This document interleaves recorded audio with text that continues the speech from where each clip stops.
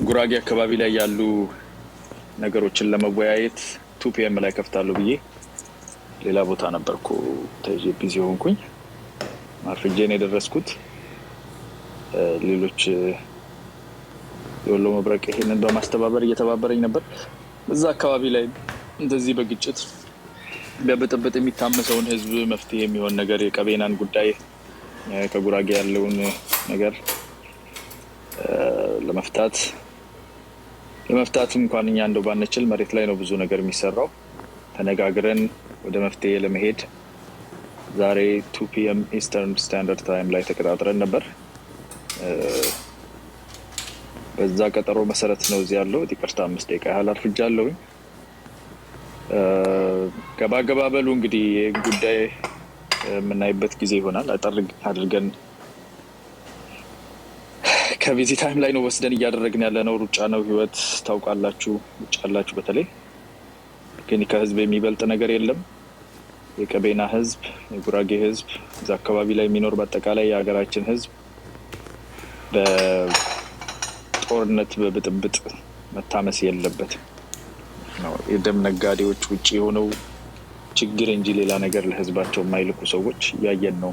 በሁሉም አቅጣጫ ነው። በአማራ፣ በኦሮሞ፣ በቀቤና፣ በጉራጌ በምን ብትሉት ካለማወቅም ሊሆን ይችላል። ከክፋትም አንዳንዱ ክፋት አሁን ሌላ ሩም ውስጥ ልገባ ስልክ ስከፍት የሆነ ሰው ላይ ባሳየኝና የክፋት ጥግ ታያላችሁ። አንዳንድ ጊዜ የጥላቻ ጥግና እሱ እንዳለ ሆኖ ብዙ ደግሞ ባለማወቅ ዝም ብሎ ደንዘዝ ያለ እንትንም ያለው ሰው አለ። አንዳንዱ ደግሞ እውቀትም ኤክስፖዠሩ ኖሌጁም ያለው ሊትረሲ የሌለው ብዙ አለና በዛ ነው የምናየው። ግን በቻልነው መጠን እስቲ ተጠጋግተን ተቀራርበን የምንነጋገርበት እኔ ዛሬ ባለው የምንነጋገረው በተለይ የቀቤናና የጉራጌን ጉዳይ በሚመለከት ለማድረግ በምንሞክረው ኮንቨርሴሽን ላይ ከተናጋሪነትና ከአስተያየት ሰጭነት ይልቅ የማዕከለኛ ሆኖ የማወያየቱን ስራ ለመስራት ነው የምፈልገው። በዛ ደረጃ ነው የምንነጋገረው። ቀቤና ልጆችና ጉራጌ ቢዲን ልኬለት ነበር መልእክት፣ ግን በሌላ ስልክ ነው የላኩለት እና አዶ ነው ከመለሰ ስዩምንም ኮንታክት አደርጋለሁ ብዬ ነበር። ስዩም የጉራጌ ልጅ ነው፣ ቢዲ እንደዛ የጉራጌ ልጅ ነው። ፖለቲካውን የሚያውቁ መሬት ላይ ያለውን ነገር የሚሰሩ ናቸውና የጉራጌ ልጆች ካላችሁ ስዩሜ ካለ ከቻለ ይምጣ። ትናንት ላይቭ ነበር መሰለኝ። በቀቤና በኩል ያለውን ኢሹ ደግሞ ዲስከስ ለማድረግ የሚፈልጉ 1-2 ልጆች አሉ። አይ ቲንክ ኦልሬዲ አይቻለሁኝ። ሽጉጤም ትመጣለች ብዬ አስባለሁ። እነሱንም እናስገባና ሁለት ሰው ቢያንስ አድርገን ምንድነው ያላቸውን የቪዲዮ ኦልሬዲ አለ ያላቸውን መልከታ ምንድነው መፍትሄ የሚሆን ነገር ምንድነው ችግሩ፣ መጀመሪያ ችግሩ ምንጩ አካሉ ወዴት ነው፣ ከዛ ባለፈ ደግሞ መፍትሄ ሊሆኑ የሚችሉ ነገሮች ምንድናቸው የሚለው ነገር ላይ እንነጋገር። ሰውም ደግሞ ዝም ብሎ ቁጭ ብሎ መርዝ ብጥብጥ ከሚሰማ እንደዚህ አይነት መፍትሄ ነገር ላይ ቢሳተፍ ይሻላልና ባልንጀሮቻችሁ እንዲመጡ እድሉ ተጠሩላቸው ሼር በማድረግ እናንተ አይነገራችሁም መቼስ ኦልሬዲ ኦልሞስት 500 ያህል ሰው ሼር አድርጓል። ይሄ ትኩረታችን የሚሆነው አጭር ጊዜ ነው የምንቆየው። ትኩረታችን የሚሆነው የቀቤናን ህዝብና በጉራጌ ህዝብ መካከል አንዳንዶች ይህን ክፍተት በመፍጠር ህዝብ በማጫረስ ብጥብጥ በማስነሳት የሚያተርፉ ይሄው እዚሁ ሚዲያም ላይ ራሱ ጭር ሲል አልወድም እያሉ በየቀኑ የሚክለፈለፉ ሰዎች እናያለንና መሬት ላይም አለ ተመሳሳይ አይነት ህዝብን የመጉዳት ግድያን፣ መደባደብ፣ መጣላት የሚፈልግ መንፈስ አለና ከሱ ወጣ ብለን እኛ ደግሞ እስቲ ምንድነው ችግሩ ኮልፕሬቶች እነማን ናቸው፣ ማን ነው የሚያባብሰው፣ ምን መፍትሄ የሚሆን ነገር አለ የሚለውን እንነጋገራለን። ጠዋት ላይ አሁን የነበርኩበት ፕሮግራም ላይ መሄድ ሲዘጋጅ አንዳንድ እንደዚሁ አይነት ነገሮች አይቼ ሩም ውስጥ ገብቼን ትንሽ ለማረጋጋት የሞከርኩት ነበር። እኔ ዲስከሬጅድ አልሆንም፣ ግን ዲስአፖይንት ያደርጋል። አንዳንዱ ሰው በጣም ነው ጠባብ ነው እና እዚች ጋር ያለችውን የራሱን የቲክታክ ፎሎወርሺፕ ወይም የሆነች ሩም ውስጥ ነው 100 ሰው 120 ሰው እንዲሞላለት ብሎ ከፍተኛ ዳሜጂንግ የሆኑ ነገሮች ሰዎች ይናገራሉ። በህዝብ ላይ እንደዛ መዘባበት ኢሜጅ የማበላሸት የህዝብን ትልቅን ህዝብ ኢሜጅ የማበላሸት ስራና ወሬ የሚያደርጉ ሰዎች በጣም የሚያሳፍር ነውና ሰው ተወልዶ ኖሮ 40ዎች ውስጥ 50ዎች ውስጥ እድሜው እስኪደርስ ድረስ በዚህ ደረጃ አምሮ 30ዎች ውስጥ እስኪደርስ 30 40 50 ዓመት ሰው ማለት ትንሽ ልጅ አይደለም። በዛ ደረጃ አንጎል ሳይበስል መኖር በጣም የሚያሳፍር ነው። ለባለቤቱ ማለት እና ለተፈጠረበትም ህዝብ ደግሞ እኛም እንደ ህዝባችን ምን እንደው ብንሳሳት ነው ምን ይሆነ የተበላሸ ነገር ቢኖረን ነው እንጂ እንዴት የኛን ቋንቋ የሚናገሩ ከኛው ባህል ውስጥ ይወጡ ከኛው ማንነት ውስጥ ይወጡ ሰዎች እንዴት በዚህ ደረጃ በ40 ምናምን አመቱ በ50 አመቱ የሰው ልጅ እንደ ብላቴና እንደ ታናሽ ገና አሁን ወተት እንዳልጠገበ ህፃን ልጅ ያስባል። ችግር አለ ማለት ነው። ትምህርት ሲስተማችን ችግር አለ፣ ሶሳይታል ችግር አለ። በጣም ያሳፍራል። የሰማው በጣም ግራ ነው የሚገባኝ ነው። ሰው ለአንደበቱ ለከት የሌለው የሚያደርገው ነገር ውጤቱ ሪፕሪከሽኑ ምን እንደሚመስል የማያስብ እዚች ጋር ያለች ነገር ማለት ነው። እኔ እንዲህ ስል ማን ምን ይሰማው? እንትናን እንዲህ ስላት እሷ ምን ይሰማታል? ምን ያመጣል? ይሄ ምንም ማሰላሰል የለመቶ ብቻ እና ይሄ በጣም መስተካከል ያለበት የሚቀጥለው ጄኔሬሽን ከዚህ በእውነት ትንሽ ሻል ያለ ነገር እንዲኖር የምንችለውን ነገር እናደርጋለን። ሰው በራሱ በአንድ ሰው ኃይል በእኛ ኃይል የሚሆን ነገር የለም፣ ግን በምንችለው አብረን እናደርጋለን። የቀቤናና የጉራጌ ጉዳይ በጣም እንድናገርበትም ያስገደደኝ መቼስ ማንም ሰው መጥቶ ስለዚህ ጉዳይ ድምጽ ሁን ምናምን እኔ ድምጽ ለመሆንም አይደለም ለማነጋገር ነው ዋናው ዓላማዬ። ለማንም ለጉራጌም ለቀቤናም ድምጽ ለመሆን አይደለም እዚህ ያለሁት። የራሱ ህዝቡ ድምጽ የሚሆንለት አለ። ግን እኔ የምፈልገው እነኚህ አካላት ተጠጋግተው መነጋገር አለባቸው። እዛ ሀገር ላይ በሰላማዊነት የሚታወቅን በብዙ ቦታ ላይ በስራ ባህሉ በመተባበሩ በሰው አክባሪነቱ የሚታወቅ ካልቸር ያላቸው ህዝቦች በእንደዚህ አይነት የሚያስጠላ ትምህርት ቤት ውስጥ ሰዎች የመፈንከት የመደብደብ በጩቤ መወጋት እነኛ ነገር ስናይ በጣም እናዝናለን ነው። ሌሎቹ እንኳን አትሊስት ሲዋጉ ጦርነት አቁመው የማያውቁ የሚጣላቸው ካጡ እርስ በርስ የሚጣሉ ብዙ አይነት ካልቸር አለ። ግን ካልቸር ሳይሆን ሂስትሪ አለን እና ሂስቶሪካሊ በጣም ፒስፉል የሆነ ፒስብል የሆነ ሶሳይቲ በዚህ ደረጃ አልፎ ተርፎ እንደዚህ አይነት ህዝብ ደረጃ ሊወርድ የሚችል ብጥብጥና ጥላቻ መጠላላት መገፋፋት ስናይ እየተፋሰሰ ነው። ይሄ ነገር እንደ በሽታ እንደ ተስቦ ወደ ሌሎቹም ህዝቦች እያለፈ ኦፍኮርስ የሚፈልጉ አሉ፣ ገበያተኞች አሉ። ሰው መልምለው ድህነቱም ይረዳቸዋል። በትንሽ ገንዘብ ብዙ ነገር መግዛት ትችላላችሁ። ኢትዮጵያ ላይ ራይት ነው።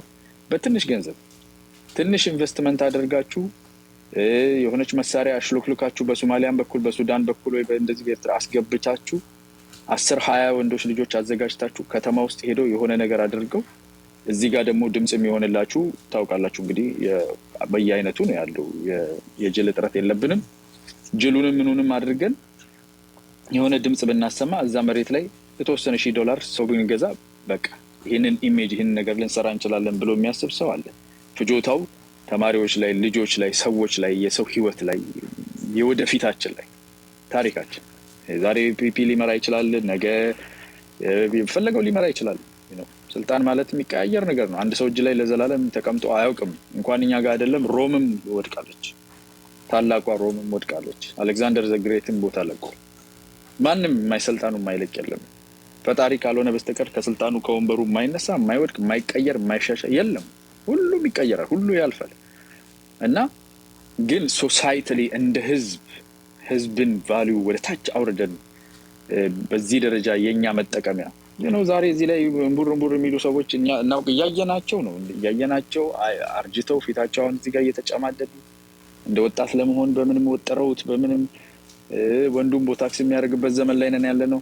እንደምንም ብሎ ልጅነቴን አፍቀኝ ተመልሶ ባይመጣ እያሉ ብቻ እንደዚህ እየተሳቡ አሉ። ወደዱም ጠሉ የሆነ ሰዓት ላይ እንሸኛቸዋለን። ሞተ እኮ ሞተ ነው እንረሳቸዋለን።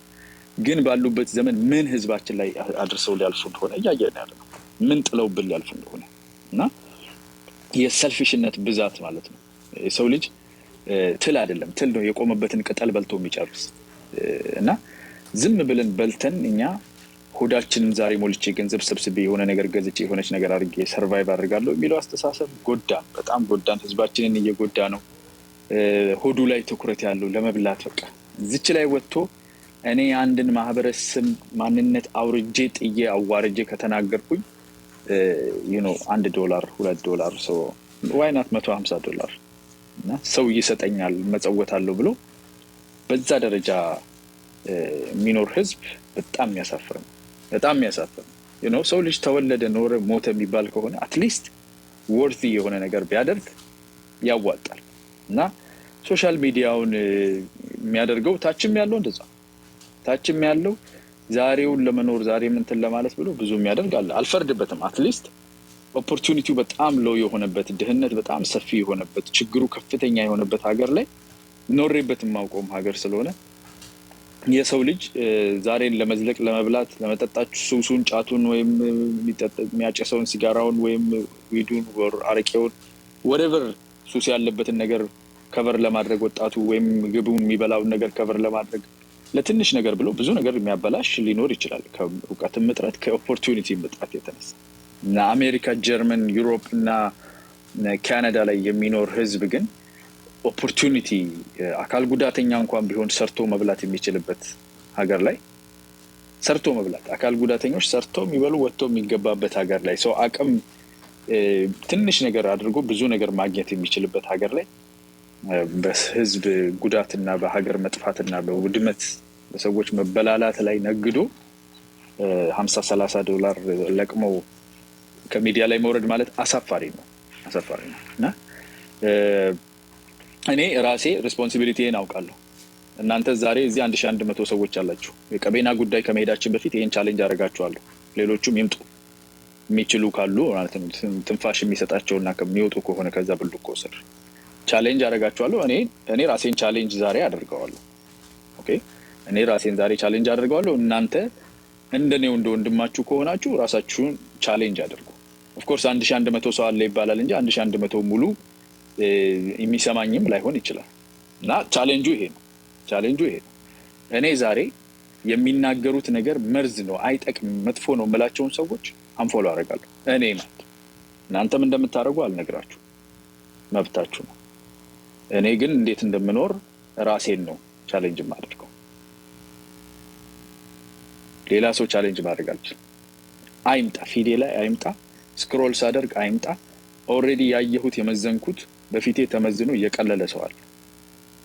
እኔ የቀለለብኝን ሰው ለምን ዓለም ሁሉ አይከተልሽም? እኔ አልከተልሽም። እኔ ቀሎብኝ ያገኘሁትን እፍ ብዬ ከላይ ላይ ማባረር ኩሩ ቤተሰብ ያሳደገኝ ኩሩ ሶሳይቲ ያሳደገኝ ከነ ድህነቱም ቢሆን ትንሽ ሐሞት ያለው ብሔረሰብና ማህበረሰብ ሀገር ያሳደገኝ ሰው ነኝ። ቱፉስ ነንደንዳ ኦሮሞ ምን ይላል? ቱፉም ይባላል። በነገራችን ላይ ብዙ ሰው የማያውቀው ይሄ ጉዲፈቻ ሐመቻ ምናምን የሚባለው ነው ብዙ ሰው የሚያውቀው። ምንድነው ማሳደግ? የሰው ልጅ ያሳድጋል ያቅፋል የሚባል ነገር አለ። በኦሮሞ ባህል ሌላኛው መጥፋት የሚባል ደግሞ አለ። የወለደውን የራሱን ልጅ የወለደውን ራሱ ይተፋል።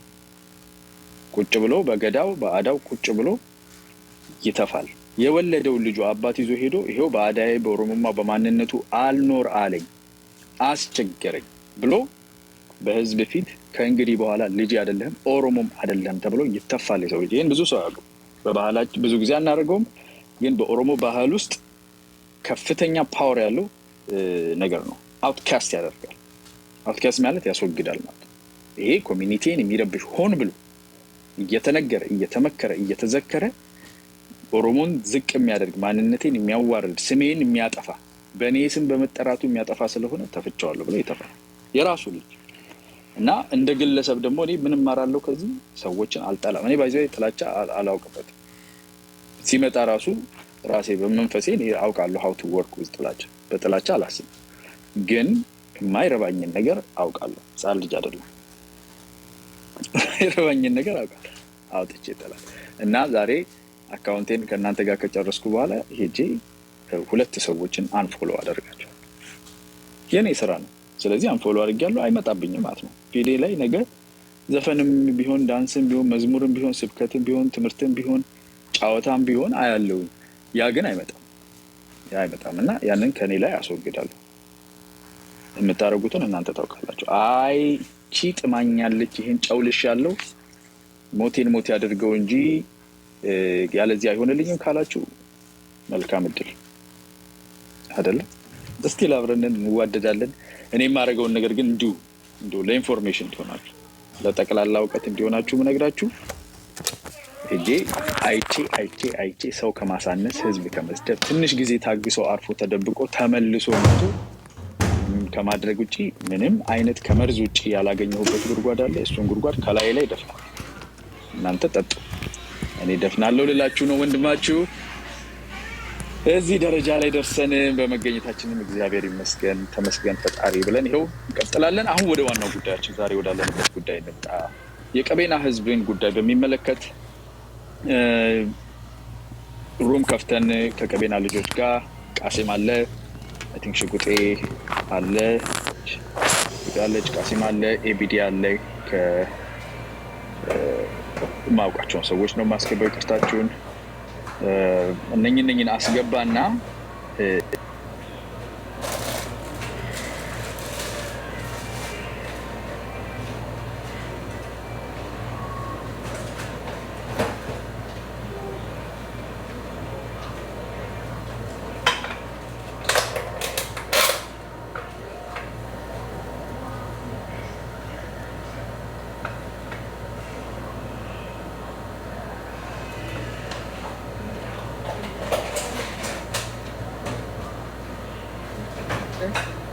ሰው መሬትም እንዳለ ህዝብ ምን ማድረግ አለበት?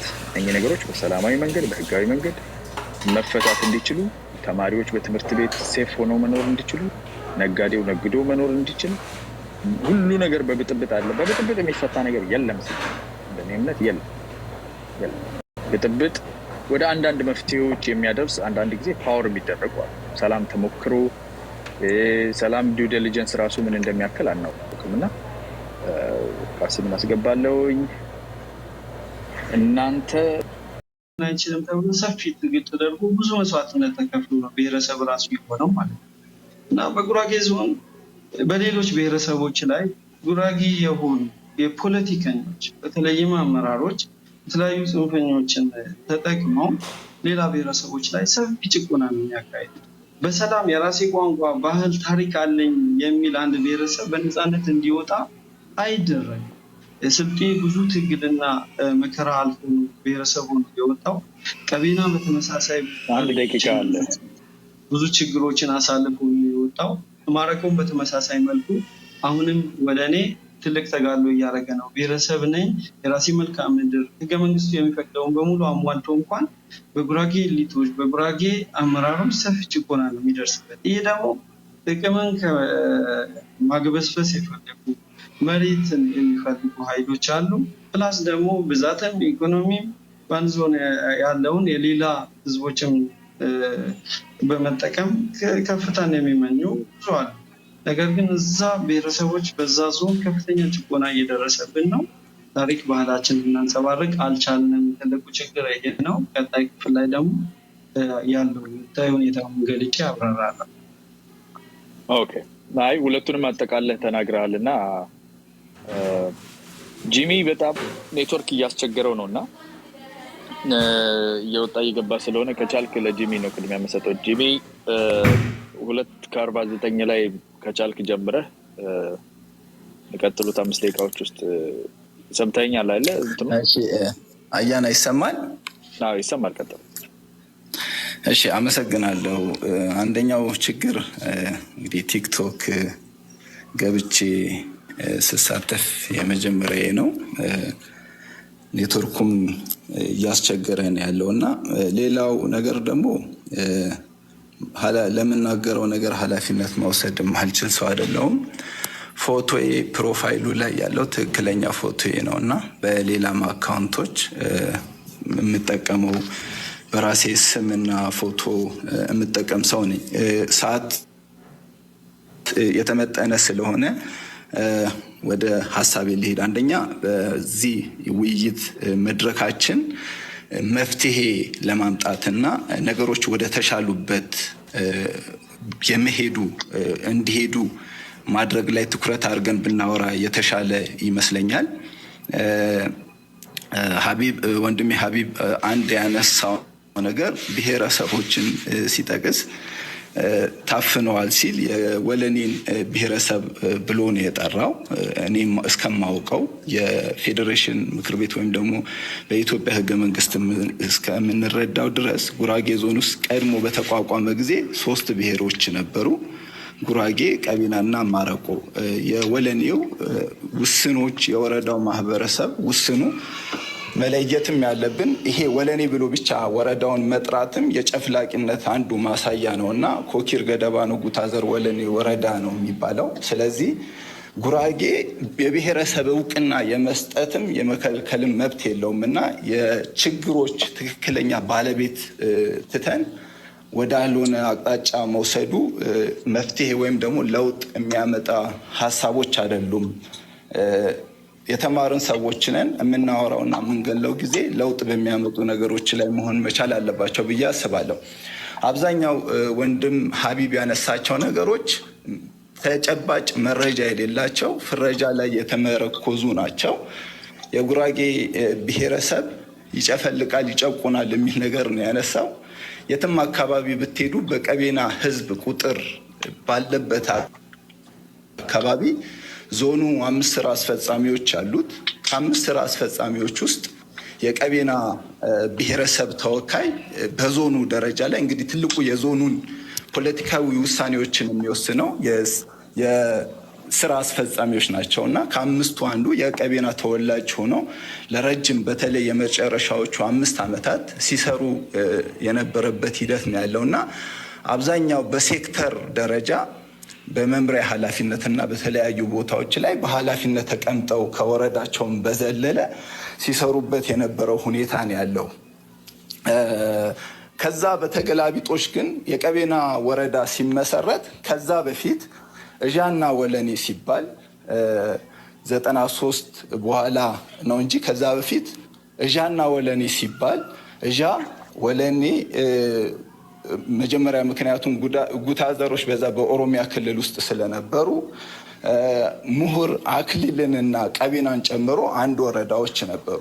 ስለዚህ ኢህአዴግ ከገባው በኋላ ወረዳዎች ሲዋቀሩ ቀቤና የብሔረሰብ ጥያቄ ጠይቆ ያ ምላሽ ስለተሰጠ የራሱ ወረዳ ማግኘት አለበት ሲባል ጉራጌ ዞን ውስጥ ስለሚቀጥል ከጉራጌ ዞን ወረዳዎች ቀበሌዎች ተውጣጥተው ነው የተሰጡት። የወረዳነት ኮታ ከህዝብ ብዛትና ከቀበሌ ብዛት ስለማሟላ ማለት ነው። ቀቤና ወረዳ ውስጥ ቀቤና ብሔረሰብ እውቅና ተሰጥቶት የሚሄድ ስለሆነ እንጂ በውስጡ ሰፊ ቁጥር ያላቸው የጉራጌ ተወላጆች አሉ። ለዚህም አንዱ ማሳያ ወረዳው በሚቋቋምበት ጊዜ 69 የምክር ቤት መቀመጫዎች ነበሩት የቀቤና ወረዳ። ከ69ኙ 33ቱ ለጉራጌ ነበር ውክልና የተሰጠው። ግን ከዛ በኋላ አሻጥሮች፣ የፖለቲካ አሻጥሮች እየተሰሩ ቀቤና ወረዳ ውስጥ ያሉትን ጉራጌዎች ከጊዜ ወደ ጊዜ እያፈኑ በመሄድ አሁን ያለው የቀቤና ወረዳ ላይ የጉራጌ ተወካዮች 11 ተወካይ ነው ያለው። ስለዚህ እውነታዎች ላይ ተመስርተን ብናወራ፣ ለምንናገረው ነገር ማስረጃ እያቀረብን ብናወራ መልካም ይመስለኛል። ጉራጌ ጨቁኗል፣ አፍኗል ሲባል 1 2 3 እየተባለ ቢቀመጥ መልካም ነው። እኛም ምላሽ ስንሰጥ ከነዛ ማስረጃዎች ተነስተን የራሳችንን ማስረጃዎች እያቀረብን እንሄዳለን እና ከዛ በዘለለ ግን እንደ አንድ ፌስቡክ ላይ ዝም ብሎ እንደሚጻፉ አይነት ነገሮች መሆን መቻል የለባቸውም። እዚህ ብዙ ሰው ያዳምጠናል። ብዙ ሰው የሚያዳምጠን ነገር ለውጥ የሚያመጣ መሆን መቻል አለበት። ጉራጌ በዚህ 2 እና 3 ዓመት ውስጥ የክልልነት ጥያቄ ሲጠይቅ የራሱን ጥያቄ ብቻ መሰረት አድርጎ ሲጠይቅ ነበር እና ሀቢብ ግን ከዛ በዘለለ ብዙ ቦታ እየረገጡ የጉራጌን ህዝብ ጥያቄ ጥላሸት ሲቀቡ ከሌላው ማህበረሰብ ጋር ለማጋጨት ሲሞክሩ ብዙ ጊዜ እያስተዋልናቸው ነበር። የቀቤና ህዝብ አሁንም ማሰምርበት የትኛውም ብሔረሰብ ጥያቄ የብሔረሰብ ጥያቄ ልሁን ብሎ ሲጠይቅ ማህበረሰብ የሚጠይቀው ክልሉን ነው። ሰሞኑ እኮ ልዩ ወረዳ ሲሰጥ ለምሳሌ ጉራጌ ዞን አይደለም የተጠየቀው። በተደጋጋሚ ሆን ተብሎ ነገሮች እዚህ አካባቢ መረጋጋት እንዳይመጣ ሲደረጉ ወረዳ የመፍቀድ የብሔረሰብ እውቅና የመስጠት የዞን ወይም ደግሞ የወረዳ ማንዴት አይደለም። ይሄን የሚረዳ መረዳት የማንችል ከሆነ ብዙ ማንበብና መረጃዎችን ማሰባሰብ የሚያስፈልገን ይመስለኛል። እና ጥያቄዎች ይጠየቃሉ። ኢትዮጵያ ውስጥ ከላይ ያለው አካል መመለስ ይተውና እርስ በርስ ሌሎችን የማባላት ሂደት ያመጣ ነበር። አባታችን ሀሰን እንጃሞን ሲጠቅስ የቀቤና ብቻ አይደለም። ሀሰን እንጃሞ በአባቱ የቀቤና ተወላጅ ከሆነ በእናቱም ጉራጌ ነው። በጣም የምናከብረው እኔ የእስልምና እምነት ተከታይ ነኝ። እንደ አንድ ሮል ሞዴል የምንወስደው ነው። ሀሰን እንጃሞ ሲመጣ የጉራጌ አባቶች ከመሬት ጠቧቸው ከሀዲያ ከአላባ ተነስተው ሲመጡ እነ ሞር ላይ ሳይቀበሏቸው ሲቀሩ፣ ቻሃ ላይ ሳይቀበሏቸው ሲቀሩ፣ ምክንያቱም የዛን የቦታ ጥበት ስለነበረ ዛሬም የሚመጣው ችግር ቀድሞ የተረዱ አባቶችም ሊሆኑ ስለሚችሉ የዛኔ ሳይቀበሏቸው ቀርተው ነበረና አይሰማም? ይሰማል። ሀሳብን ሰብሰብ አድርጋ 5 ደቂቃ ነው የሰጠሁት። አንተ አሁን 7ኛ ደቂቃ ላይ ስለሆነ ያለው እሺ፣ ሀሳብን ሰብሰብ አድርግና በሚቀጥለው ሞር ዲቴል ሰበስባለሁ። እና የሀሰን እንጃሞ አባት መቀመጫ ባጡበት ጊዜ የጉራጌ ተወላጆች ናቸው 500 ጦረኛ መድበው ዛሬ ያለበት ሀቢብ የሚያነሳው ቦታ ሳይሆን ወልቂጤና ዙሪያው ላይ ሳይሆን ሴባ የሚባል አካባቢ በአሁን ሰዓት የሚገኘው ጉራጌ ዞን ላይ ምሁርና አክሊል ወረዳ ላይ የሚገኝ ቀበሌ ነው። እዛ አካባቢ ወስደው ነው ያሰፈሯቸው። ይህም ለማድረግ ከተለያዩ ቦታዎች እንዳይወጉ ዲፕሎማሲያዊ ስምምነቶችን አድርገው ፕሮቴክት አድርገው ነው እዛ አካባቢ ያሰፈሯቸውና ያን ማህበረሰብ ዛሬ ተገልብጦ መፈረጅ ትክክለኛም አይደለም። እና ሀቢብ ይሄን ይበሉ እንጂ ወይም ደግሞ ዛሬ ያሉ ወጣቶች በተለያዩ በኢህአዴግ ፖለቲካ ላይ በተሰራው ፖለቲካዊ ሸፍጥ ይሄን የተሳሳተ ግንዛቤ የያዙ እንጂ የነ ሀቢብ አባቶች 1983 ላይ የጉራጌ አባቶች ጋር ተሰብስበው ሄደው ከጉራጌ አንድ ከሰባት ቤት የሚባለው አካባቢ ላይ 8ኛ ቤት አድርጋችሁ ቀላቅሉን ተብሎ በድርድርና በውይይት በነበሩበት ሰዓት ነው እንግዲህ 1983 ኢህአዴግ ኢትዮጵያን ተቆጣጥሮ ነገሮች ወደ መበላሸት የሄዱትና እንደው ስንናገር መፍትሄዎች ላይ ብናተኩር ከዛ በዘለለ ደግሞ ማስረጃዎች እያቀረብን ቢሆን፣ ሶስተኛ ደግሞ አንድ ሰው በማይመለከተው ነገር ክስ መክሰስ ብናውቁም የተሻለ ነው ላለው ቀጣይ እድሉ ካገኘው እንግዲህ እመለሳለሁ። በጣም አመሰግናለሁ። አያና ምንም አይደለም። ቴንክ ዩ ሶ ማች። ሰፋ ያለ በሚቀጥለው ዙር እገድባችኋል። በሚቀጥለው ዙር እኔ ሳልሆን የምገድባችሁ ይሄ ሾው የሚባል ራሱ ይዘጋና ወደሚቀጥለው ሰው ያልፋል። አንደኛ ቁጥራችሁ ውስን ስለሆነ፣ ሁለተኛ ደግሞ የመጀመሪያው ዙር ስለሆነ ጀስት ምን ያህል ሀሳብን የመሰብሰቡም ነገር ላይ ጀስት የራሴን ኦብዘርቭ ለማድረግ ስለምፈልግ ብዬ ነው እንደዛ ያደረግኩት። ቀጥሎ አይ ቲንክ ተማም ነው መሰለኝ አይደለ? ካልተሳሳትኩ ተማም። ኦኬ፣ አመሰግናለሁኝ። ሁላችሁም ከታችም ሆናችሁ ገስቱም ላላችሁ ሁላችሁንም አመሰግናለሁ። አያናንም ከልብ ላመሰግን ወዳለሁ። ቀጥታ ወደ ሀሳቤ ሲሄድ ሰዓትም ስለሌለ አንዳንድ ነገሮችን ወንድሜ ጂሚ ያነሳቸው ነጥቦች ላይ ማስተካከያና አድርጌ ወደ ሀሳቤ ይሄዳለሁኝ። ከመጀመሪያው ስጀምር የሀቢብ ሀሳብ ላይ ምላሽ ለመስጠት ብሎ የወለኔ እስካሁን ወለን የሚባል ብሔረሰብ እንደሌለ አድርጎ ነው እያወራ ያለው። እኛ እንደ አንድ ጎረቤት የራሳቸው ባህል፣ ታሪክ፣ ቋንቋ ያላቸው ብሔረሰቦች አሉ። ጥያቄ ጠይቀዋል። ፌዴሬሽንም ምክር ቤት ያንን ጥያቄ ለመመለስ አቅጣጫ መያዙን በሚዲያ በሚኒስትሪ ሚዲያ የገለጸበት ሁኔታ ስላለ ዛሬም እዚህ ጋር እኔ ያውቅልሃለሁ የሚል አስተሳሰብ አይሰራም እና ማስተካከያ እንዲወስድ እዚህ ጋር ያለው ቤቱ ላይ ያለ ሰው በሙሉ። ሁለተኛው ሌላው ስለ ቀቤና ከዚህ በፊት ከ93 በፊት የሚል ነገር አስቀምጧል እና ኢህአዴግ ከመግባቱ በፊት ቀቤና ከምሁር አክሊል ጋር እንደ አንድ ወረዳ ተደራጅቶ አያውቅም። ወረዳ የሚባል መዋቅር እንደሌለ ነበረ እኔ የማውቀው። አውራጃ የሚባል እና ክፍለ ሀገር አውራጃ እየተባለ ነበረ በዛ ሰዓት።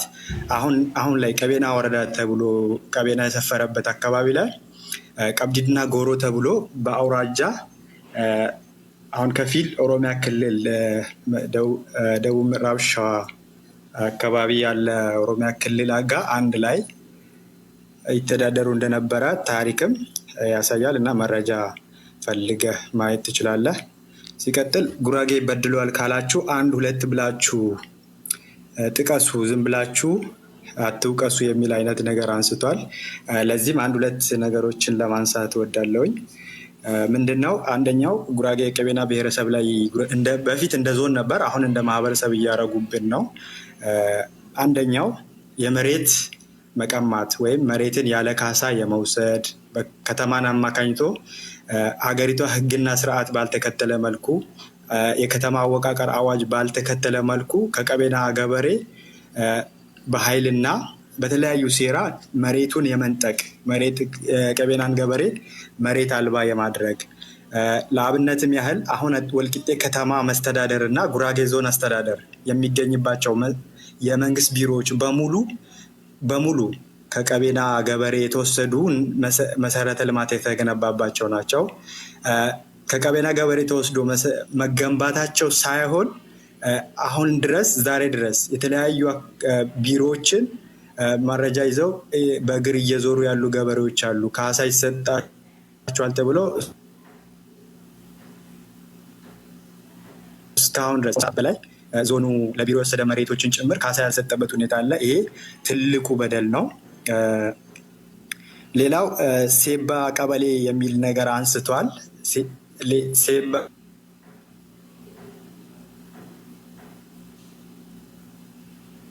ቀበሌ ነው። ሴባ አካባቢ ላይ የሚኖሩበት ቀበሌ ነው። ኢቭን እዚህ ጋር ወልቂጤ በሚፈጠሩ ችግሮች እዛ ውስጣቸው የሚኖሩ የቀቤና ተወላጆች ላይ ራሱ ጥቃት እየፈጸሙ የነበረበት ሌላኛው በደል ነው እና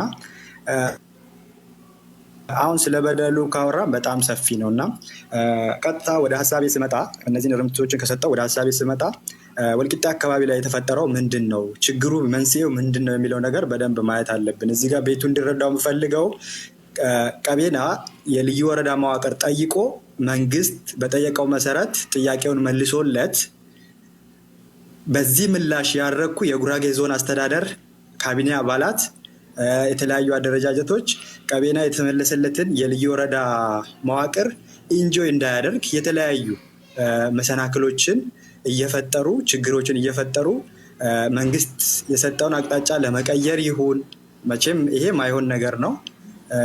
አጠቃላይ ልዩ ወረዳው ለምን ተመለሰ የሚል ነው። በተለያየ ጊዜ ጸብ የሚጭሩ ነገሮችን እየሰሩ በደሎችን እየሰሩ ያሉት ችግሮች እየተፈጠሩ ያሉት መንግስት ያስቀመጠውን የመለሰውን የልዩ ወረዳ ጥያቄ በመቃወም ነው። መንግስት መልሷል ይህንን ጥያቄ ለምን መለሰ የሚል እብሪት ነው እና ይሄ ሁሉም ህዝብ ሊረዳ ይገባል። ለዚህም ማሳያ ምንድነው ያደረጉት? ምስረታው በሚመሰረት ቀን እንደ ዞን እና እንደ ዞን መዋቅር ኮሚኒኬሽን እና እንደ ከተማ ማስተዳደር ኮሚኒኬሽን ወልቂጤ ከተማ አካባቢ ላይ ወልቂጤ ከተማ ለቆ ይውጣ ልዩ ወረዳ የሚሆን ከሆነ ይህን ያህል ኪሎ ሜትር ይራቅ የሚል በህግ የሌለ በአዋጅ የሌለ ኬት እንዳመጡት የማይታወቅ መግለጫ በመዋቅር ደረጃ አውጥተው ህዝብን የማደናገር ልዩ ወረዳውን የምስረታ የማስተጓጎል ነገር ሲሰሩ ነበረ። ሌላው እንደ ህዝብ ከተማ ላይ ዙሪያው አቅፎ ይዞ ከተማውን የተለያዩ ሪሶርሶችን ሰፕላይ እያደረገ ያለን ማህበረሰብ ከተማ ላይ አንዳንድ ወጣቶችን አደራጅቶ ኢቭን ወያላው ዝም እየተባለ በቪዲዮ እየተቀረጸ ቁጣ የሚቀሰቅሱ ነገሮችን ሚዲያ ላይ ማሰራጨት። ሌላው ምስረታው በሚደረግ ቀን የተለያዩ የባህል ልብስ አልባሳትን መሬት ላይ ረግጦ ተንቀሳቃሽ ምስልን ቀርጾ ሚዲያ ላይ በማሰራጨት እንደውም የፌዝ ሳቅ እየሳቁ ሚዲያ ላይ የሚያሰራጩበት ሁኔታ አለ። ይሄም በደል ነው እና ወደ ችግሩ መፍትሄ ስንሄድ ሰዓት ለመጠቀም ወደ ችግሩ መፍትሄ ስንሄድ ችግሩ አንደኛ አስቸኳይ የሆነ ጊዜያዊ መፍትሄ ያስፈልገዋል። ሁለተኛ ዘላቂ መፍትሄ ያስፈልገዋል። እንደ ቀቤና ብሔረሰብ ተወላጅ እንደ ቀቤና ብሔር ጊዜያዊ መፍትሄ የምለው መንግስት እዛ አካባቢ ያሉ ነገር ሰላም ማስከበር አለበት።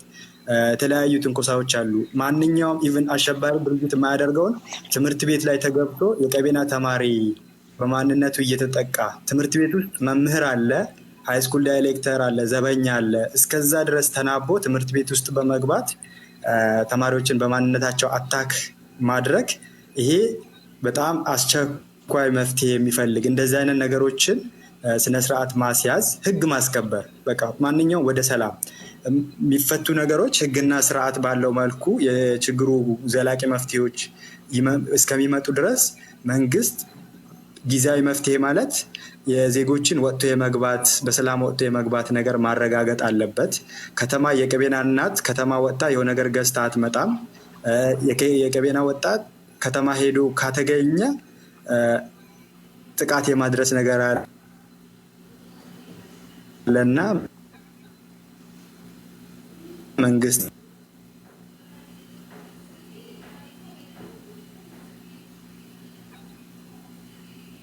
ይሄን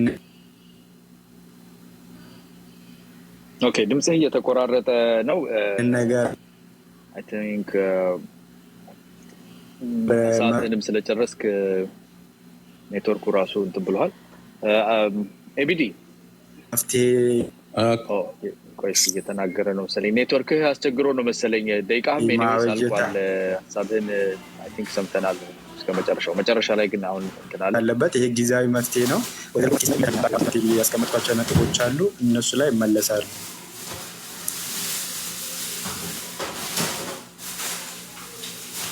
ማለት ነው። ኤቢዲ ቀጥል። እሺ አይ ቲንክ ይሰማል አይደለም? እኔ ይሰማል። ከ8 ነው የጀመርከው። ቀጥል። ችግር የለውም። እኔ ብዙ ጉዳዮች ላይ መሄድ አልፈልግም። አጠቃላይ ያለውን ነገር ለመዳሰስ ያህል ነው። አይ ቲንክ የውይይቱን መንፈስና ውይይታችን በቀቤናና በጉራጌ መካከል ላይ ያለውን ትክክለኛ ችግር ምንድን ነው፣ እሱን በምን አይነት መልኩ መፍታት ይቻላል የሚል አይነት መንፈስ ቢኖረው የተሻለ ነው የሚሆነው እንጂ ኦነስትሊ ይሄ አብሮ የሚኖር ማህበረሰብን በዛና በዚህ እያደረጉ ዝም ብሎ የሌላ የፖለቲካ መጠቀሚያና ምንም ጥቅም የሌላቸውን ነገሮች ማድረጉ ለሁለቱም ህዝቦች አይጠቅምም። የጉራጌ ማህበረሰብ አጠቃላይ በጣም ትልቅ ማህበረሰብ ነው። ጉዳያችንም ጭቅጭቃችንም ነገራችንም ይሄ አጠገብ ላጠገብ ባሉ በትናንሽ ጉዳዮች ላይ መወጠር ሳይሆን በተሻለ አቅም ሀገር አቀፍ የሆኑ ጉዳዮች ሞር ትኩረት የምናደርግበት እንደ ጉራጌ አንድ ላይ የምንቆምበትን ጉዳዮች ላይ እንጂ አካባቢዎቻችን ላይ ያሉ ችግሮች ብዙዎቹ በባህላዊ መንገድ መፈታት የሚችሉ እርቅ የሚፈልጉ መግባባትን የሚፈልጉ ጉዳዮች ናቸው።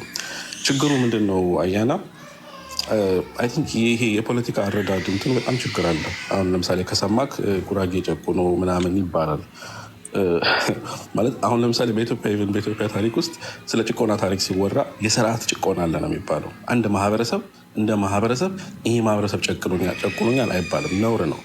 የትኛውም ተጨቁኛል የሚል ማህበረሰብ በኢትዮጵያ ውስጥ የስርዓት ጭቆና ነበረብኝ። ስርዓት ውስጥ ደግሞ አማራም፣ ኦሮሞም፣ ጉራጌም የተለያዩ የነበረው ግን ያንን ማህበረሰብ በቋንቋ ሊሆን ይችላል፣ በኢኮኖሚ ሊሆን ይችላል፣ በባህል በሃይማኖት ተጨቁኗል ወይም ደግሞ የራሱን እንዲጠፋ አድርጓል ነው። ይሄ ነው ሀሳቡ። ሌላ ጋር እየተወራ ያለው ይሄንን ናሬቲቭ አብሮ በዘመናት የኖረውን የጉራጌ ማህበረሰብ ጋር አምጥቶ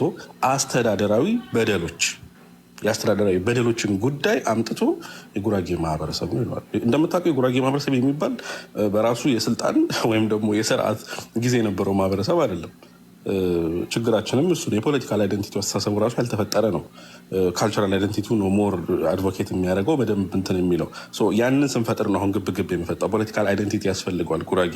እስካሁን በነበረባቸው ጉዳዮች ዞኑን ስል ሁሉንም ነው። እኔ እዛ አካባቢ ያሉትን እንዳለ ወንድሞች ናቸው ብዬ ነው ማስበው። እኔ አካባቢው ላይ ተወልጄ አይደለም የሚያደግኩት እንደምታውቀው የጉራጌ ማህበረሰብ ነኝ እንጂ አካባቢው ራሱ ምስልበት እንትን አንድ አይነት ነው። ይሄ የአጥንት የደም ምናምን ቆጠራ ውስጥ አልገባም።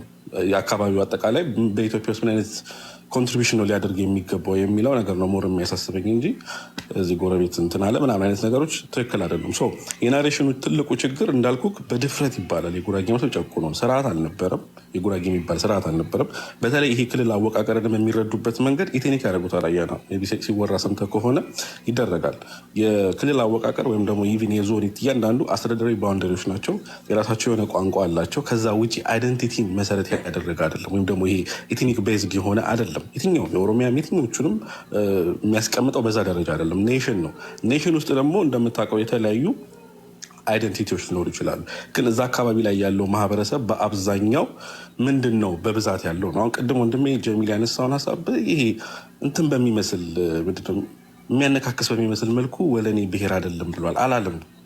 ጀሚል ያለው በ1983 እውቅና ተሰጥቷቸው ሀውስ ኦፍ ፌዴሬሽን ነው አደላ አይደንቲቲ አፕሩቭ የሚያደርገው እሱ ላይ አልተሰጣቸውም ነው። እስካሁንም አልተሰጣቸውም። ይሄን ያለው ይሄ ምንም የሚያስነውር ነገር አይደለም። ያንን ወስዶ የሚያየው በምን መልኩ ነው? ማናቸው እዛ አካባቢ ያሉት ከተባለ ዘሆል ጉራጌ ያለ ክስታኔን ጨምረክ ማረቆን ጨምረክ እዛ አካባቢ ያሉ ነዶብን ጨምረክ ሰባት ቤትን ጨምረ ነው። ከዛ ውጭ እንደ ብሔር ያሉ ተለይተው ያሉት የቀቤናና ማረቆ ናቸው። ይሄ ሁለት ሆኖ ሌሎቹ ማጆሪቲ እዛ አካባቢ ላይ ያለ እዛ አካባቢ ላይ ያለው በአጠራር ደረጃ የጉራጌ ክልል ነው። ኢቭን የጉራጌ ክልል ነው የሚለው። የጉራጌ ክልል ማለት የአንድ ጉራጌ ወይም ደግሞ የቀቤን አይደለም የሚል አይደለም። ይሄ አጠቃላይ ክልሎች ላይ ያለ የስም አሰጣጥ በአብዛኛው ደግሞ አልቲሜት ጎሉ ራሱ አይገባቸውም። አያና ሜይ ቢ አሁን ካየው የምዕራብ ኢትዮጵያ ክልል ሲባል ይሄ ጁሪስፕሩደንሱ እኮ ስህተት ነው እኮ አይደለም። ህገ መንግስቱን የሚረዳ ወይም ደግሞ ይሄ ብሔር ብሔረሰቦች ናቸው ኢትዮጵያን እንደ ሀገር ያቆምናት ብለህ የምትል ኢትዮጵያ የሆነ ፖርሽን ለሆነ ክልል ሰጠች ሳይሆን ብሔር ብሔረሰቦችን አጠቃላይ ያለን ይዘን መጣን ነው። ዶንት አንደርስታንድ ላይክ ምን ችግሩ ራሱ ምን እንደሆነ ለምን በብሔር ወይም ደግሞ እዛ አካባቢ ማጆሪቲ በሆኑ ለምን ማቅረብ እንደተፈለገ ከዛ ፊት የነበረ ናሬቲቭ አለ። ሆል ኢትዮጵያ የሚለው ነገር ትክክል ያልነበረ እሱም ማስተካከል አስፈላጊ ስለሆነ ብሔር ብሔረሰቦች ራሳቸውን የሚያዩበትን ሀገር መመስረት ስላለባቸው ወይም ደግሞ ስምምነት ማድረግ ስላለባቸው ነው የእያንዳንዱ አካባቢ ላይ ብሔር ስም የተሰጠ ያለው እንጂ አቅጣጫ ምናምን ማስቀመጡ ከኢትዮጵያ አካል ተደርገው ስለሚታይ ማለት ነው። ይሄንን ችግር ነው አምጥተውት በአብዛኛው የጉራጌ ማህበረሰብ ጋር አያይዘው ያቀርቡታል። ይሄ በጣም የተሳሳተ ነገር ነው። በጣም ስህተት የሆነ ነገር ነው። መቼ ነው ጉራጌ ስልጣን ያለው ምናምን ብትላቸው ትክክል አለ። ለምሳሌ ይሄ ህገ መንግስት ጸድቆ ካለ በአብዛኛው ለምሳሌ ኢቭን እንደ ኢህአዴግ ነው የምትወቅሰው፣ አሁንም እንደ ብልጽግና ነው ልትወቅስ የምትችለው አስተዳደራዊ በደሎች ማለት ነው። ይሄ ራሱ በአብዛኛው እንደው ለፓርቲው ወይም ደግሞ ለድርጅቶቹ በጣም ትላልቅ የሚኒስትር ፖዚሽን ይዘው በፓርቲ ትልቅ ደረጃ ያሉትን ብሔር ብሔረሰቦች መውሰድ ይችላል። ኢቭን ከሀዲያ መውሰድ ይችላል እስከ ጠቅላይ ሚኒስተርና የምክትል ጠቅላይ ሚኒስተር ከስልጤ ወደ 3-4 ልጠራልህ እችላለሁ። ከጉራጌ ሜይ ቢ ከሶዶ ጉራጌ ማነው ካሱ ይላል አለ። ከዛ በኋላ በተደጋጋሚ የሚነሳው ማነው ሞክሪያ ኃይሌ ነው። ኢቨን ለስርዓቱ እንደውም የተመቸ አልነበረም የጉራጌ ማህበረሰብ ኦነስትሊ ማለት ነው። ፖለቲካ ውስጥ ኢንቮልቭ ያደረጋል አይደለም ልትወቅሰው ቀርቶ ለእንትኑ ራሱ የተመቸ ነገር አይደለም። የሆነ ቦታ ላይ የሚሰሙ ናሬቲቮችን አምጥተው ነው ጉራጌ ጋር እያደረጉ እያስቀመጡ ያሉት። ጉራጌ እንደ ጉራጌ ማህበረሰብን የጨቆነበት ስርዓት የለም። ለዛ የሚመቸው ምትናል። ግን አስተዳደራዊ በደሎች ግን ኦፍኮርስ ዞኑ ላይ ነበሩ። ይህ አስተዳደራዊ በሰኖች ግን አይደለም ለጉራጌ ለአንድ ማህበረሰብ አይደለም ለአንድ ግሩፕ እንኳን አትሰጥም። የፖለቲካ አስፓይሬሽን የፖለቲካ እንቅስቃሴ እዛ ጋ ያሉት ሙስጠኛ እዚህ ጋር መተን እንደ ጉራጌ ስልጣን ላይ የነበሩትን ዲፌንድ ለማድረግ አይደለም እዚህ ጋር የመጣ ነው። ማህበረሰቡ በዚህ ስም ሊጠራ አይገባም። ኦኬ በዚህ ስም ሊጠራ አይገባም። እዛ አካባቢ ላይ ያሉ ችግሮች ደግሞ መፈታት አለባቸው ነው። ተያይዞ ችግሩ በአብዛኛው የሚመጣው ወዴት ነው? ወደ ወልቂጤ ጋር ተያይዞ ነው። ይሄ ይገባኛል ምናምን ይለዋል። ይሄም በጣም የአስተሳሰብ ምንድን ነው የአረዳድ ችግር ነው የሚሆነው። ምክንያቱም ሁለት ስልጣን ነው በኢትዮጵያ ውስጥ አለው። አንድ የፌዴራል ነው፣ ሁለት የክልል ነው። ክልል በቃ አውቶኖመስ የሆነ ስልጣን ነው። ክልል እንደ ክልል ራሱ መቶና ዞን ምናምን አያገባውም። ክልል በመሬት ጉዳይ በተለያዩ ጉዳዮች ላይ ይህንን የምትጠይቀው መጠየቅም ያለብህ ከወቀስክ የምትወቅስ የምትችለው ስርዓቱን ክልሉ ላይ ያለውን እንጂ ለአንድ ማህበረሰብ አምጥተህ የምትሰጠው ነገር አይደለም። በጣም የተሳሳተ ነገር ነው። ኢቭን የመሬትን ጉዳይ በሚመለከት እንደምታውቀው ኢቭን ከክልልም አልፎ የፌዴራል ስልጣን ነው። የመሬት አያያዝ የገጠርና የከተማ ልማት አዋጆች አሉ በራሳቸው የተቀመጡ። እነዚህ የሚያስቀምጡ ነው እንጂ የጉራጌ ማህበረሰብ እንደ ማህበረሰብ የሆነ ስልጣንና እንትን ኖሮት ምንድነው ህግ ኖሮት የመሬት ትክክል አይደለም። በቃ ላይክ በጣም ነው እኔ ሲያወሩ የምሳቀቀውና ትክክል ያልሆኑ ነገሮች አሉ። ዋናው ቁም ነገሩ ግን ችግራቸው መፈታት አለበት። እየተፈጸመ ያለው ኢሰብአዊ ድርጊትና ወንጀሎች በጣም ማናችን ሁላችን እናቆሙ ነው። ቦታው ላይ መንግስት ካለ፣ ቦታው ላይ ህግ አስከባሪ ካለ የጉራጌንም የቀቤናንም አካባቢ ላይ ያሉ ችግሮችን መፍታት መቻል አለበት። የጎንዮሽ ወቀሳና ትግሉ ለቀቤናም ለእኛም ለማንም አይጠቅም እላለሁ። አመሰግናለሁ። ኦኬ ቴንክ ዩ። ሁላችሁም 5 ደቂቃ ተብሎ ያው ትንሽ ምርቃትም ተደርጎላችሁ ይሄኛውን አፍሪካን ስታይል ነው ያደረግነው። የሚቀጥለው ዙር ስትናገሩ ታይም ሊሚት ያደርጋችኋል ራሱ አፑ። ግን እስካሁን ከተነጋገራችሁት ነገር ያስተዋልኳቸውን ያየኋቸውን ነገሮች ልጥቀስና ምናልባት ከዚህ ወደ መፍትሄ አቅጣጫ ጠቋሚ የሆኑ ነገሮች ተነጋግረን ብንሄድ አንደኛ መሬት ላይ ላለው ነገር አቅጣጫ ጠቋሚ የሆነ ነገር፣ ሁለተኛ ደግሞ እኛም ራሱ እንዴት ነው እዚህ ውስጥ ያሉ ሰዎች ከ1000 በላይ ሰው 1200 በላይ ሰው አለ እዚህ ውስጥ ያሉ ሰዎች ሚዲያ ላይ ያሉ ሰዎች ሃይሊ ኮኔክትድ የሆኑ ሰዎች ናቸው። እዚህ ውስጥ ያሉ ሰዎች ዝም ብለው እንትኖች አይደሉም እና በተለይ የጉራጌና የቀቤና ጉዳይ ላይ በቀጥታ የሚመለከተን የሚሉ ሰዎች እዚህ ላይ ኮመንት የሚያደርጉ ሰዎች እንዴት ኢንተራክት ማድረግ አለብን ወደ መፍትሄ የሚሆን ነገር እንድንነጋገር የሚረዳን ፖይንት ነው ማንሳት የምፈልገው። ሲጀመር ከታች የሚጽፉ ሰዎች አያለሁኝ እኔ ኖርማሊ ማወራ ከሆነ ስለማላይ፣ ዛሬ ግን የማየት እድል አግኝቻለሁ እና አንዳንድ ሰዎች ጉራጌ እንደዚህ ነው እና ቀቤና እንደዚህ ነው ብሎ መናገር ትክክል አይደለም፣ አይቻልም። እኔ ሚውት ላደርጋችሁ ዝም ላሰኛችሁ አልፈልግም። ግን የዞኑ አስተዳደር ይሄን አድርጓል ብላችሁ ብትጽፉ ትንሽ ጥሩ ነው።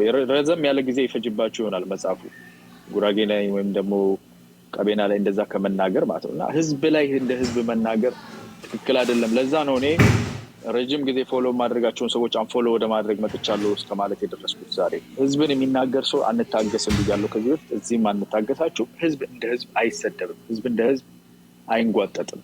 የምታምኑበትን ነገር በሪስፔክትፉል መንገድ ማስቀመጥ ትችላላችሁ። ችግሮቹ ያሉት አንደኛ ህገ መንግስታዊ የሆነውን መዋቅር በትክክለኛ መንገድ የመተርጎምና የመጠቀም ሂደቱ አስቸጋሪ ስለሆነ ነው። ሰዎች ስልጣናቸውን፣ ሰዎች ያላቸውን ብሔር ላይክ ኤትኒክ እንትናቸውን ማለት ነው ቀረረባቸውን በተለያየ መንገድ በማይሆን መንገድ ይጠቀሙበታል። ኢትዮጵያ ውስጥ ስልጣን ላይ ያለ ወይም መንግስት ውስጥ ያለ ወይም የሆነ ትንሽ ኃይል ያለው ሰው አይደለም አንድ ቢሮ ልታስጨርሱ ሄዳችሁ ዘበኛ እንኳን ባቅሙ ምን ያህል ሰውን እንደሚያንገላታ የምናስታውሰው የምናውቀው ነገር ነው። ይሄ የመጣው ብዙ የራሳችን ችግሮች አሉበት። ግን በህዝቦች መካከል ያሉ እንደዚህ አይነት ክፍተቶች እንዲፈጠሩ የሚሰሩ አካላት ደግሞ አሉ። እኔ አይ ቲንክ ሬፕሊካ የሆነ ነገር አያለሁ ሌላ ቦታ ላይ ካለው ጋር ተመሳሳይነት ያለው። ለምንድን ነው አሁን ወልቂጤ ውስጥ ያለውን ጥያቄ ለምሳሌ ወልቂጤ የጉራጌ ዞን ዋና ከተማ ነው መቀመጫ ነው ቢባል የጉራጌ ዞን ዋና ከተማ ደግሞ መሆንና እንደገና የቀቤና ህዝብም ደግሞ የሚኖርበት ወይም የቀቤና ዋና ከተማ ነው ቀቤና አይ ቲንክ ዞን ሆኖ ተለይቶ እንደሆነ አላውቅም። በዛ ደረጃ ሼር መደረግ ይችላል ወይስ አይቻልም የሚለው ህገ መንግስታዊ ጥያቄ ነው። በአጠቃላይ ዴሊኔሽን ኦፍ ላይክ ማን ነው ዞን የሚሆን ማን ነው ቀበሌ የሚሆን ማን ነው ክልል የሚሆን የሚለው ነገር የራሱ የህገ መንግስታዊ አካሄድ አለው። በፌዴሬሽን ምክር ቤት እንደዛ የሚሰራበት ማለት ነው። እነኚህ ሂደቶች እኛን የማያረኩን ሲሆኑ ምንፈልጋቸው አይነት ሳይሆኑ ትክክለኛ ውክልና ሳይኖርባቸው ሲቀር ራሱን ህገ መንግስታዊውን ሲስተም ተጠቅሞ ህገ መንግስታዊ ሲስተም ማለት በነገራችን ላይ ፌዴሬሽን ምክር ቤት ምናምን ብቻ አይደለም። ህገ መንግስታዊ ሲስተም ፌዴሬሽን ምክር ቤትና ይሄ የሚያስኬደው ህገ መንግስቱ ራሱ ምሉ አይደለም ለኔ እየቆመልኝ አይደለም ሲባል ሰላማዊ የሆኑ ዲሞንስትሬሽኖችን፣ ሰልፎችን፣ ደብዳቤዎችን፣ ፔቲሽኖችን ማድረግ ራሱ ህገ መንግስታዊ የራሱ ህገ መንግስታዊ መብት ነው። አመጽና ሌሎችን መጉዳት፣ ግድያ፣ ጦር መሳሪያ ይዞ ነው እንጂ የማይፈቀደው ራሱን የቻለ ህገ መንግስታዊ አካሄድ አለ። ድምጽን የማሰሚያ መንገድ እነኛን ከመከተል አልፎ የማፈን አንዱ ሌላውን የማስፈራራት የማፈናቀል የመግደል የመጉዳት ነገር እንደ አማራጭ ተደርጎ በአእምሯችንም ውስጥ መቀመጥ የለበትም በሁለቱም ወገን ይሄንን አያለው አንዳንድ ጊዜ ይሄ እዚህ ጠላት ነው ገዳይ ነው ምናምን የሚለው ሰውዬ ገዳይ ነው ብሎ ሄዶ ሊገለው ፈልጓል ወይም አጥፊ ነው ብሎ ሄዶ እንደዛ በሁለቱም በኩልና ከዛ ውስጥ እኛ ራሳችንን ማውጣት አለብን ከዛ ውስጥ ራሳችንን ማውጣት የጉራጌ ህዝብ የቀቤና ህዝብ የኖሩበት አብረው የነበሩበት ታሪካቸው ምንም ያህል ጉዳት ነገር ቢኖር አድቫንቴጅ እና ዲስአድቫንቴጅ ቢኖር ዘመድ ከዘመዱ አህያ ካመዱ ይባላል በእኛ ሀገር ሰዎች ተመራርጠው በሰፈር ልጅ በአካባቢ ልጅ በብሔር በማንነት የሚቀጣጠሩበት ኦፖርቹኒቲ የሚከፍቱበት ሌላውን አግልለው ለራሳቸው ቀድሞ የሚጎራረሱበት መንገድ አለ ይሄ በጣም የተለመደ ስር የሰደደ የኛ ሀገር አቀ በተቻለ መጠን የግል ዘመዶቼን ጎረቤቶቼን ያክስቴን ልጆች ከዛ የሚስቴ ዘመዶች የእንትን ዘመዶች የቅርብ ዘመድ ከዛ የከተማችን ልጆች ከኛ አካባቢና ከኔ ብሔር ብቻ አይደለም ከኛ እናቴ ሀገር ልጅ የአባቴ ሀገር ልጅ ሰው መርጬ ነው የሆነ ነገር ማድረግ ከዛ ትንሽ ከፍ ካልኩኝ ነው በዛ አካባቢ ላይ ከብሔሬም ውስጥ ደግሞ የት ነው ያለው ይሄ ማለት ነው ሰባት ቤት ነህ ወይስ እንደዚህ ነህ ብዬ ማለት ነው መርጬ ላይ ከዛ አልፎ ከተረፈ በዚህ አካባቢ ስትሆን እና በዚህ አይነት ሃይራርኪ የመጠቃቀም ኦፖርቹኒቲ የመሰጣጠት እንደዚህ አይነት ነገር ይሄ ብልሹ የሆነ አሰራር አለ እነኚህም ብልሹ የሆኑ አሰራሮች ለማስተካከል ስንነሳ በመንግስት ደረጃ በከፍተኛ ደረጃ የሚሰሩበት ሁኔታ ካለ እነኚህን ለማስተካከል ስንነሳ ሌላው ህዝብ የዚህ ሌላኛው ህዝብ አጋር ነው ያኛው ህዝብ አጋር ሆኖ አብሮን እንዲሰራ የሚፈቅድ ኦፖርቹኒቲ የሚሰጥ ነገር ማድረግ አለበት አሁን ትላንትና ከትላንት ወዲያ ትምህርት ቤቶች ውስጥ የታየው ነገር ይሄንን የሚያደራጁ ሰዎች በዛ ደረጃ ይሄንን ነገር ሲንቀሳቀስ ተው የማይሉ የማይገስጹ የማያሳርፉ ሰዎች ነገሩ እንዲባባስ ነው እየፈቀዱ ያሉት ማለት ነው በዘር ተመርጦ ሰዎች የሚመቱ የሚደበደቡ የሚገደሉ ከሆነ ነገሩ እንዲሰፋ እንዲባባስ ነው ያደርጉት ማለት ነው ሚዲያ ላይ መጥቶ መፍትሄ ፈልገው በዛ አይነት ደረጃ የማይሰሩ ከሆነ ነገሩ ወደዛ እንዲሄድ ነው የምንፈልገው ማለት አይደለም ኮንትሪቢዩት እናደርግበት እኮ ነው ያበላኸው ያጠጣኸው እኮ ነው የሚያድገው ያስራብከው ይሞታል እና የሰላም የአብሮ መፍትሄ መፈለግን ነገር የማስራብ ነገር ይታያልና እኔ በጣም ትልቅ ተስፋ ነው ያለው ባይዘው በጣም ደስ የማይል ቢሆንም የማየው ነገር በተለይ ቀቤና ጉራጌ ውስጥ ወለኔ ሌሎችም እዛ አካባቢ ጉራጌና ስልጤ ዞን አካባቢ አዲያ አካባቢ ያለው አሁን አዲሱ ማዕከላዊና እንደዚህ አይነት ክልሎች ውስጥ የሚታየው ነገር ትንሽ ተርሞይሉ በጣም ደስ የማይል ቢሆንም ግን ትልቅ ተስፋ ደግሞ ያለኝ ፖቴንሻል ትልቅ የመፈታትና የመስተካከል ፖቴንሻል አለው ብዬ ማምነው ደግሞ እሱ because በጣም እንደዛ የከረረ ጥላቻ መንፈስ የለም እውነት ለመነጋገር ከሆነ የለምና አሁን እሱን አጋግሞ ጥላቻ እንዳለ ጠላትነት እንዳለ አስመስሎ ለማሳየት ከዛ ውስጥ ትርፍ የሚያተርፉትንም የምታሳፍሩበት መንገድ እንደምታበጁ ስለማምን ነው ተስፋ አለኝ ማለት ሶ ያለው አሁን መሬት ላይ ያለው ሲቹዌሽን ከዚህ በፊት የነበሩ ፕሮፐር ሪፕሬዘንቴሽን እንደሰማሁት ከሆነ ፕሮፐር ሪፕሬዘንቴሽን በስልጣን ላይ በፍላጎቶች በተለያየ ነገር ላይ ኦፖርቹኒቲ ላይ የቀቤናን ህዝብ ያገለለ የቀቤና ህዝብ የበይ ተመልካች እንዲሆን ያደረገ አሰራር ነበረ ብለን በዛ ደረጃ ነው እንግዲህ እየተናገራችሁ የነበራችሁት ይሄ አሰራር ነበረ ወይስ አልነበረም የሚለው በጣም ወደታች የወረደ ፍተሻ የሚጠይቅ ነው እኔ ነበረ የሚለውን ለማመን ይገደዳለሁ ለምን ብትሉ እዛ ብቻ ሳይሆን ቀደም እንዳልኳችሁ በሰፈርና በመንደር ልጅ ድረስ ራሱ ለይቶ የራሱ በዛ ያለው እንትን ያለው ወደ ራሱ ነገር የማድረግ ነገር የተለመደ ሲስተሚክሊ ግን በመዋቅር ደረጃ በህግ ደረጃ እንደዛ አይነት ነገር አለ ወይ የሚለውን እሱ ካለ እሱን ለይቶ አውጥቶ ይሄ ህግ ይሄ አስተዳደር ወሰን ወይም ግለሰቦች ደግሞ እናንተና እገሌ ትክክለኛ ኳሊፊኬሽን ሳይመርጡ ነው ጨረታል የሚያወጡት ስራ የሚቀጥሩት በእንደዚህ አይነት ፕሮሰሱን በጣሰ መንገድ ነው እነኚህ ነገሮች የሚደረጉት በዚህ አይነት መንገድ ነው የልማትና እንደዚህ አይነት ነገሮች ራሱ ካቢኔ ደረጃ በግሩፕ ደረጃ እንደዚህ ነው የሚሰሩት የሚለው ነገር አውጥቶ ይሄንን በህጋዊ መንገድ ገፍቶ የማምጣት ስራ ሊሰራ ይችላል ያምናለሁ ከዛ ባለፈ እነኚህ ሰዎች ደግሞ ሊከፋፍሉ ጉራጌን ሊያጠፉ ሊከፋፍሉ የክልልነት ጥያቄያችን እንዳይሳካ መንግስት ፈብርኮ ያመጣቸው ናቸውና እናሳዳቸው፣ እናስፈራራቸው፣ እናጥፋቸው የሚለውንም መንፈስ ደግሞ እንደዛው ተከታትሎ ከውስጥ ማጥራት ያስፈልጋል። ኖ መባባል አስፈላጊ አይደለ? ኖ አይደለ? ቀቤና ቁጥሩ ይነስ ምን ይበል መርተህ ደብድበህ የምታጠፋው ነገር የለም። ገበያ ከተባለ ኖ ተው፣ ጥያቄ ካለ ጥያቄ በስነ ስርዓት መመለስ አለበት፣ ቫሊዴት ይደረግ ብሎ ማን ነው የሚለው? ራሱ የቀቤናው ማለት የወለኔ ጥያቄ ሲሆን የወለኔን ጥያቄ አከብራለሁ።